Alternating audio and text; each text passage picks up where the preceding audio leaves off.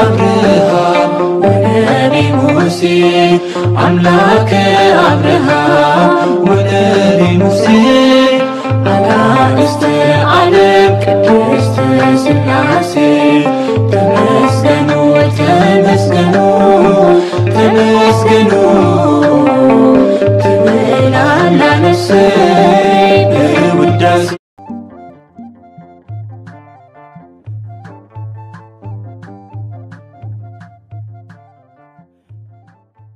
بسم سلاسي بسم آب وولد ومنفس قدوس أحد أملاك آمين.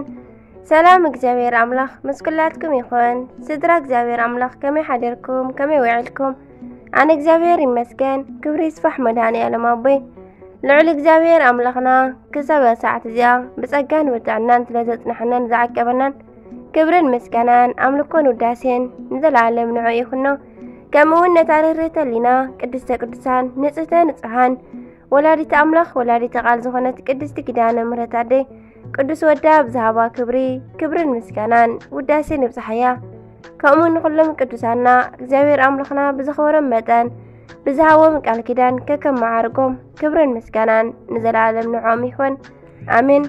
ሰለስተ ሚያዝያ ንዕለቱ ስንክሳር ድሰምዕ ዘንብብ ፍቅሪ ጎይታ ኣብ ልቡ ይሕንብብ ሓለዋን ጸሎትን ናይ ቅዱሳን ድማ ይረክብ ذكر ጻድቅ ለዓለም የሉ ዝኽሪ ናይ ጻድቅ ንዓለም ይዝነብር አሜን።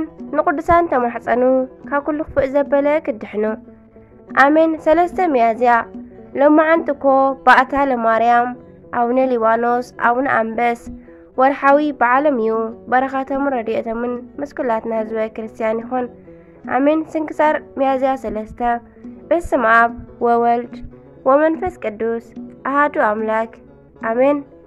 ሚያዝያ 3 ንኣስራቱ ወይ ከዓ መባኡ ካብ ሰማይ ብኽብሪ ወሪዱ ባዕሉ ጎይታና ባዕዳው ዝተቐበለሉ ክርስቲያናዊ ነጋዲ ቅዱስ መርቄ ዕረፍቲ እዩ። ናይ ኢየሩሳሌም ኣባ ዮሐንስ እውን ዕረፍቶም እዩ አሜን። ኣባ ዮሐንስ ኣቐዲሙ ኣብ ሕጊ ኦሪት ጸኒሑ ዝነበረ ክኸውን ከሎ ድሓር ግን ብጎይታና ኣሚኑ ናይ ሃገረ ኢየሩሳሌም ኤጲስቆጶስ ክሳብ ምዃን ዝበጽሐን ኣህዛብ ኣብ ኢየሩሳሌም ዝሑራ ዝበሃል ጣዖት ኣቆይሞም ከለው ብዙሓት ዘሳቀይዎን ኣቦ እዩ። እዚ ናይ ኢየሩሳሌም ኣባ ዮሐንስ ኣቐዲሙ ኣብ ሕጊ ኦሪት ዝጸንዐ ነበረ። ምሁረ ኦሪት ስለ ዝነበረ በታቕንዕቲ ወንጌል ንዝኣመኑ ክርስቲያን ብጽኑዕ ይከራኸሮምን ይጻልኦምን ነበረ። ነገር ግን ድሕሪ ግዜ ንመጻሕፍቲ ኣዘውቲሩ ካብ ምምርማሩ ዝተላዕለ ናይ ክብሪ በዓል ቤት ጎይታናን ኣምላኽናን ኢየሱስ ክርስቶስ ናብ ዓለም ከም ዝመጸ ሰብ ድማ ከም ዝኾነ ብሞቱ ከኣነ ዓለም ከም ዘድሓነ ኣመነ። ንናይ ጎይታና ናይ ባህሪ ኣምላኽነት ድሕሪ ምእማኑ ድማ ብናይ ሃገረ ኢየሩሳሌም ኤጲስቆጶስ ብኢድ ኣባ ዮስጦስ ተጠመቐ። ድሕሪ እዚ ብሃይማኖትን ብጽቡቕ ምግባርን ብተጋድሎ ምንባር ጀመረ። ኣብ ተጋድልኡ ብምጽናዕ ድማ ናይ ሃገረ ኢየሩሳሌም ኤጲስቆጶስ ኮይኑ ክሳብ ምሻም በጽሐ። ኣብቲ ዘመን ኣህዛብ ሰልጢኖም ኣብ ኢየሩሳሌም ዝሑራ ዝበሃል ጣዖት ኣቆይሞም ስለ ዝነበሩ ንኽሳለሙ ናብቲ ሃገር ንዝኣቱ ክርስቲያን መንገዲ ከልኪሎሞም ነበሩ እሞ ንሳቶም ድማ ንኣቡነ ዮሐንስ ብዙሕ ግዜ ብምቕጥቃጥን መሬት ንመሬት ብምጉታትን ብዙሕ ኣሳቀይዎ። ንስኻ ጎይታና ብሞት መታን ክወስዶ ድሕሪ ምልማኑ ኣቡነ ዮሐንስ በዛሎም መዓንቲ ሚያዝያ 3 ዓረፈ። ረድኤት በረኸቱ ምስ ኩላትና ይኹን ብጸሎቱ ይምሓረና አሜን። ቅዱስ መርቄ ካብ ወገን አንጾኪያ እዩ። ጉዝፋር ዝበሃል ንጣዖት ዘምልኽ ከሓዲ ብጻይ ድማ ነበሮ። ብዛዕባ ሃይማኖት ብኻልእ ነገር ዝፈላለዩ ኣይነበሩን። ካብ ዕለታት ሓደ መዓልቲ ድማ ኣብ ሓደ መዓልቲ ነበጉድድ ናብ ዝበሃል ሃገር ንንግዲ ቅዱስ መርቄን ዓርኩ ጉዝፋርን ሓቢሮም ከዱ። ነጊዱ ኣትሪፉ በዓል ጸጋ ዝኾነ ቅዱስ መርቄ ድማ 40 ጥረ ወርቂ ሒዙ ነበረ። ነገር ግን ኣብ ጉዕዞ ከለው ቅዱስ መርቄ ኣብ ጎደና ብጣዕሚ ሓመመ። ሽዑ ድማ ከምዚ ዝብል መልእኽቲ ጽሒፉ ቀረበ። ካብ ባሪኻ መርቄ ካብቲ ናተይ ዝኾነ ኣብ ጸሊም በቕሊ ዝተጻዕና 4 ጥረ ወርቂ ንዓኻ ይኹን። ጎይታይ ኢየሱስ ክርስቶስ ወዲ ሕያው እግዚአብሔር ኦ ናይ ክብሪ በዓል ቤት ስለ በደለይ ይቕረ ኢልካ መንግሥተ ሰማያት ምእንቲ ከተውርሰኒ ንደቀይ ንሰበይተይ ወይ ድማ ንኣዝማደይ ኣይኹን ኢለ ኣለኹ ኢሉ ብምጽሓፍ ጠቕሊሉ ንዓርኩ ንጉዝፍር ጸውዖ ንዝበሎ ክገብረሉ ድማ ቃል ኣተወሉ ድሕሪኡ ኣብ ዝመውት ጊዜ ኣይትተንክፈኒ ግን እዚ 4 ጥረ ወርቂ ከም ዝተጻዕነ ምስታ በቕሊ ወሲድካ ናይ ክብሪ በዓል ቤት ዝኾነ ናብ ኢድ ጎይታይን ኣምላኸይን ኢየሱስ ክርስቶስ ሃበለይ ንደቀይ ከይትህብ ብዘይካ ንዕኡ ንኻልእ ኣይትሃብ ኢሉ ብሓደ ረሃቦ። ጣዖት ዘምልኽ ከሓዲ ዓርኩ ጉዝፍር ድማ በዚ ጊዜ ንስኻ ባዕልኻ መይቱ ተንሲኡ ናብ ሰማይ ዓሪጉ እትብል እንዶ ኣይኮንካን ሕጂ ኣበይ ረኺበ እየ ናብ ኢዱ ዝህቦ ኣነ ናብ ሰማይ ወፅየ ክህቦ ኣይክልን እየ እንታይ ክገብር እንዳበለ ሓተቶ። ቅዱስ መርቄ ድማ ናብ ቤተ ክርስቲያን ኪድሞ ባዕሉ ናባኻ ክመጽእ እዩ ኢድ ብኢድ ድማ ሃቦ በሎ። ድሕሪኡ ቅዱስ መርቄ ንሞት ምስተቃረበ ኣብ ጸሎት ከሎ ርእሱ ዘንበል ኣበለ።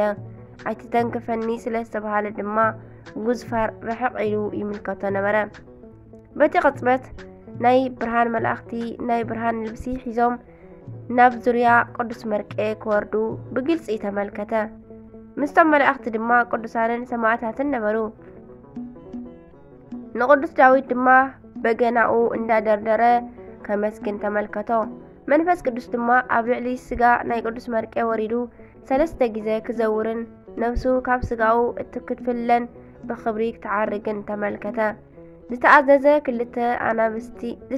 ክልተ ኣናብስቲ ድማ መጺኦም ንምድሪ ፍሒሮም ቀበርዎ። ጉዝፋር ድማ ብዝተመልከቶ ነገር እናተደነቐ ናይ ቅዱስ መርቄ ወርቂ ጽዒኑ ከደ። ኣብ አንጾኪያ ኣብ ዝበጽሐ ጊዜ ድማ ንናይ ቤተ ክርስቲያን ንመሓዳሪ ንቀሺ ታዴዎስ ረኺቡ ናይ ቅዱስ መርቄ ነገሮ። ቀሺ ታዴዎስ ድማ እቲ ወነቲ ወርቂ ክቕበደሉ ነበረ። ነገር ግን ጉዝፋር መርቄ ዓርከይ ናብ ናይ ክብሪ በዓል ቤት ናብ ኢድ ኢየሱስ ክርስቶስ ሃበለ እዩ ኢሉኒ ነዚ ድማ ኣምሒሉኒ እዩ ኢሉ እምቢ በሎ። ድሕሪኡ ጉዝፋር ናብቲ ቀጽሪ ቤተ ክርስቲያን ኣትዩ ንዝተዓጸወ ወርቂ ኣውሪዱ ኣብ ቅድሚ ቤተ መቕደስ ኣቐሚጥዎ ቆመ። ወርቂ ለይቲ ኣብ ዝኾነ ጊዜ ድማ ዓቢ ናይ ነጎድጓድ ድምፂ ተሰምዐ። ዓቢ ብርሃን ድማ ወፀ። ናይ ክብሪ በዓል ቤት ጎይታና ድማ ካብ ሰማይ ወሪዱ ኣብ ልዕሊ መሰውኢ ተቐመጠ። መላእኽቲ ድማ ኣብ ዙርያኡ ነበሩ። ካብ መላእኽቲ ድማ ሓደ ከሓዲ ጉዝፋር ኣብዚ ንምንታይ ቆምካ በሎ። ንሱ ድማ ቅዱስ መርቄ ዝሃቦ ሓደራ ነቲ መልኣኽ ነገሮ። እቲ መልኣኽ ድማ ንወዲ እግዚኣብሔር ንናይ ክብሪ በዓል ቤት ንኢየሱስ ክርስቶስ ኣብ ኢዱ ሃቦ ኢሉ ዝነገረካ ናይ መርቄ ኣምላኽ ናይ ዓለም ጎይታ ንሱ እዩ እሞ ስገድ በሎ። ጉዝፋር ድማ ብፍርሓት ሰጊዱ ነታ ደብዳቤ ሃቦ። እንዳንቀጥቀጠ ድማ ናይ ክብሪ በዓል ቤት ጎይታይ ኢየሱስ ክርስቶስ ኣመንኩኻ በለ። ጎይታና ነቲ ወርቂ ክመዝንዎ መተን ኣዘዘ። 4 ጥረ ኮይኑ ተረኸበ። ንጉዝፋር ድማ ናብ ቀሺ ታዴዎስ ከይዱ ክጥምቕ ኣዘዞ። ንሱ ድማ ንበይኑ ዘይኮነ ምስ ሙሉእ ቤተሰቡ ተጠመቐ። ምስኡ ድማ ሓቢሮም 75 ሰባት ኣሚኖም ተጠመቑ። ሓጢኣተኛ ብንስሓ ተመሊሱ ክድሕን እምበር ሞቱ ዘይፈቱ ሩሩህ ይቕረ በሃልን ኣፍቃሪ ሰብን ዝኾነ ልዑል እግዚአብሔር ኣምላኽና ክብርን ምስጋናን ይኹኖ ኣሜን።